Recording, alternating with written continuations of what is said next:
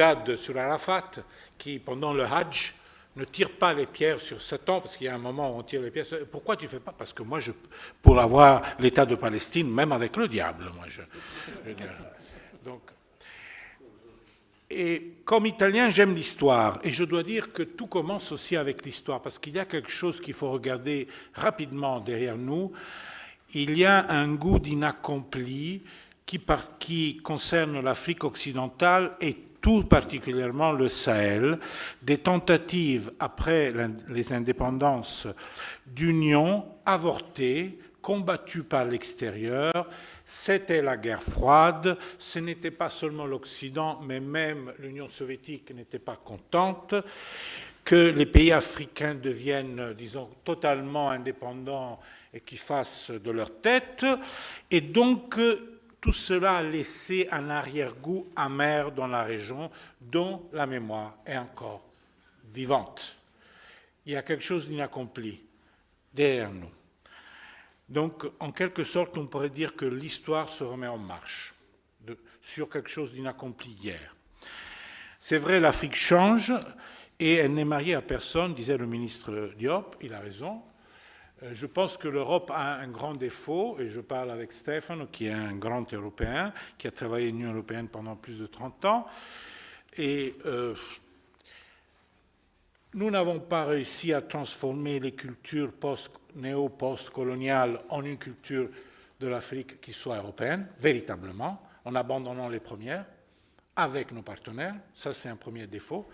Et deuxième défaut, je dirais avec une boutade, on a pensé que l'Afrique, c'était, surtout dans les années 90, c'était une vieille femme qu'on pouvait laisser à la maison et nous aller faire autre chose. Et puis sont arrivés les Chinois, et grâce aux Chinois, il y a eu une course à l'Afrique. Moi, je dis toujours, vivement la Chine, parce que la Chine, en les années 2000, a investi 200 milliards jusqu'à aujourd'hui, nous savons, et beaucoup plus, en Afrique. Elle a créé des problèmes, bien sûr, ce n'est pas des anges, c'est des hommes comme tout le monde, mais a remis l'Afrique au centre, parce que les Occidentaux et les Européens étaient partis. Ça, c'est deux fautes, selon moi, importantes qu'il faut toujours nous dire. Et je pense qu'aujourd'hui, c'est un bon moment pour l'Afrique. Moi, je suis optimiste. Optimiste, ce n'est pas le terme juste. Je suis positif. Parce que quelqu'un dit que les pessimistes sont des optimistes bien renseignés, mais je laisse tomber optimisme et pessimisme, je suis positif. Je pense que c'est un bon moment pour l'Afrique, parce que peut-être pour la première fois, de manière totale, pas seulement dans le Sahel, mais le Sahel est un exemple avéré de cela, l'Afrique peut faire à sa tête, d'elle-même, toute seule. Ça ne peut pas nous plaire, mais c'est elle. Ils peuvent faire des erreurs, ce sont ces erreurs. Comme tout le monde.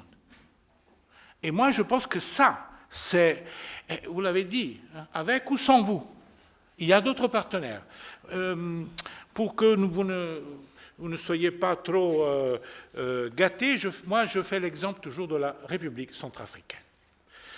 Je suis ami du président Touadéra, c'est un des pays très pauvres d'Afrique, même si c'est une Afrique tout à fait différente, et c'est lui par lequel la Wagner est venue la première fois en Afrique, rappelez-vous. Aujourd'hui, il y a les Russes, il y a les Américains, il y a les Portugais, il y a les Rwandais, et les Français retournent. Et Touadéra vous dit, nous pouvons avoir tous les partenaires que nous voulons, que nous choisissons, nous commettons des erreurs, c'est sur notre responsabilité, on est libre d'avoir tout le monde. Et ça, c'est le modèle de demain, c'est-à-dire d'aujourd'hui. Je le dis même de manière un peu provocative. Je ne suis pas d'accord que, disons, comme Sant'Egidio, on est contre tout ce qui est armes, guerre, violence, affrontement, bien sûr. On travaille pour la paix. Mais je dois reconnaître le fait que les pays africains sont adultes et ils font de leur tête et nous devons comprendre le sens de leur choix. Et nous travaillons pour le DDR en RCA et nous savons que la RCA, tant bien que mal, cherche toutes les aides qu'elle peut trouver. Disons-nous la vérité, les Russes ont sauvé la vie à Touadéra à un moment donné, contre les rebelles. Personne d'autre l'aurait fait. Personne d'autre n'était là pour le faire. Mais aujourd'hui, il y a aussi les Américains. Même toute cette obsession occidentale, non, nous et pas les autres, je trouve est vraiment une obsession. Il faut comprendre que le monde est devenu adulte beaucoup plus rapidement de ce que nous les Blancs, avions pensé. Alors, quel est le problème que nous avons aujourd'hui? Les règles, les valeurs, les principes, la démocratie, est-elle mise en discussion en tant que telle? Non, pas du tout. Je pense que personne ne dit « moi je veux la dictature ». Personne ne le dit.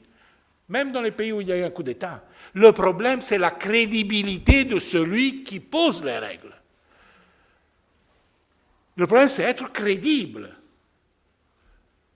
Alors moi, je suis bien sûr contraire à l'agression de la Russie à l'Ukraine. Mais en même temps, je sais que l'Occident a utilisé 2 poids, 2 mesures, double standard, beaucoup de fois.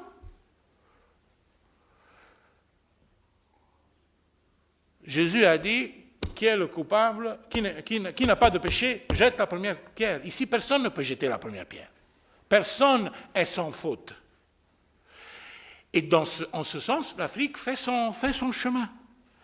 Donc, je ne pense pas que ce soit la démocratie qui est en crise, mais la crédibilité de ceux qui prétendent la défendre. D'un côté. Vous avez cité, Monsieur le ministre, la guerre en Libye. Je me rappelle la guerre en Libye. En Italie, même les cailloux savent que la France sarkozienne a voulu la guerre en Libye contre l'avis de Berlusconi, mais qui était faible. Comme toujours, l'Italie est plus faible parce qu'elle a une dette énorme qui est garantie par les autres pays de l'Union européenne. Donc, on doit faire attention. Patati, patata, patata. Ça, je vous laisse cette histoire. Et puis les Américains ont laissé faire. Mais nous, on avait dit que c'était une erreur. À l'époque, Bazoum était ministre des Affaires étrangères. Il m'a demandé de voir notre ministre des Affaires étrangères de Berlusconi, qui s'appelait Franco Frattini, aujourd'hui il est mort, que tu as connu. Et devant lui, j'ai organisé la rencontre, il a décrit ce qui se serait passé au sud si on avait laissé faire la guerre de Libye. Un désastre. Il a décrit le désastre qui se s'est déroulé après. Il y a des conséquences à tes actions. Nous regardons un coup d'État comme s'il n'y avait pas l'histoire derrière. Il y a des conséquences. Tout a été disloqué. Cela veut dire que que je suis partisan de Gheddafi, que Sant'Egidio a rencontré Gheddafi à l'époque. Gheddafi avait beaucoup de défauts, bien sûr. Mais ce que nous voyons aujourd'hui est pire de la Libye d'hier. Ce matin, nous l'avons déjà dit. C'est pour dire. Donc, ça, c'est le problème. Alors, moi, je pense que reprendre, comme a dit le ministre Traoré, l'idée panafricaine avec pragmatisme, c'est une bonne nouvelle, même pour l'Europe. C'est dépasser l'inaccompli d'hier.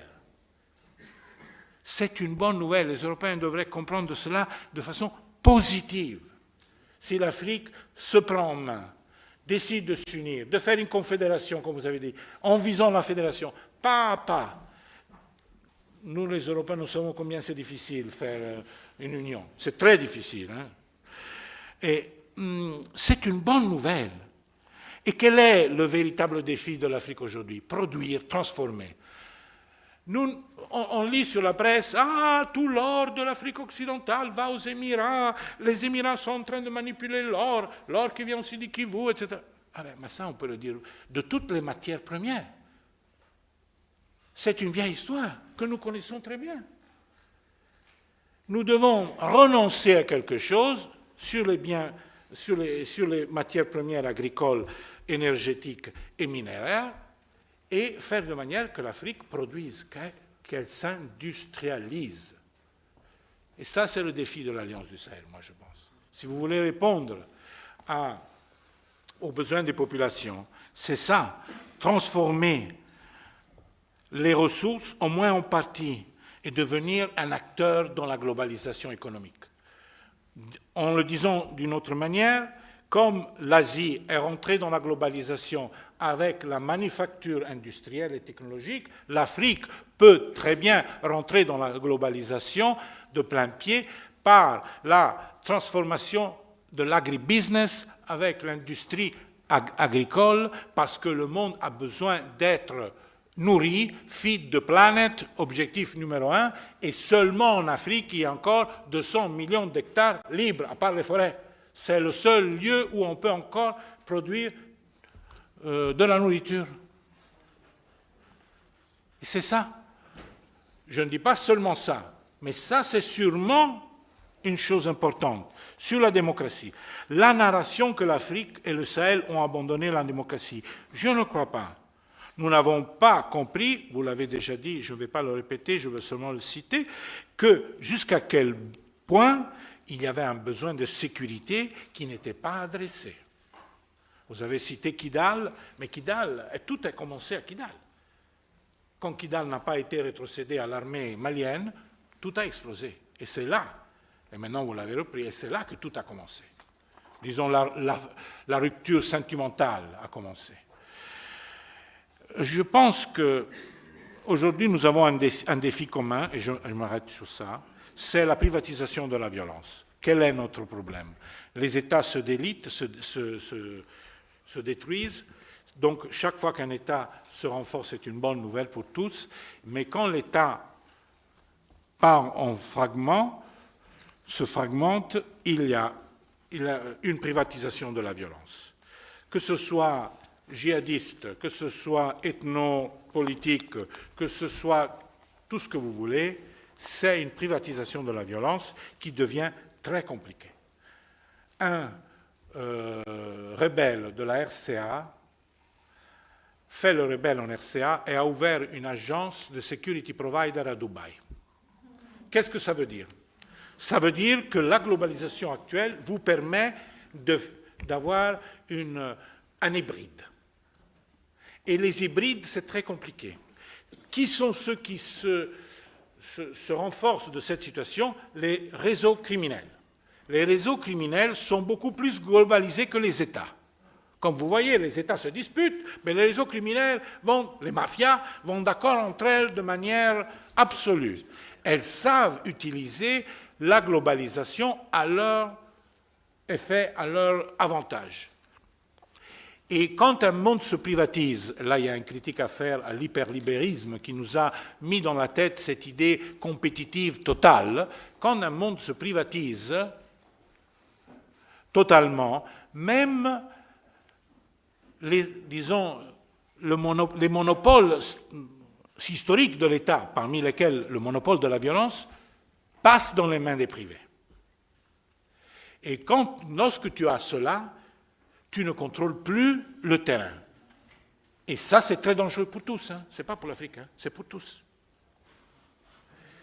C'est très dangereux. On a beaucoup d'exemples de ça. Mais la privatisation de la violence, comme conséquence ultime d'un processus d'ultra-privatisation néolibérale qui enlève force aux États, là je suis très français, l'État c'est quelque chose d'important, non? On voit le résultat. Mais il faut résister aux moments difficiles. C'est quelque chose dont nous avons tous besoin. Et naturellement, si les États ne dialoguent pas entre eux, c'est le désastre. Voilà, je m'arrête là.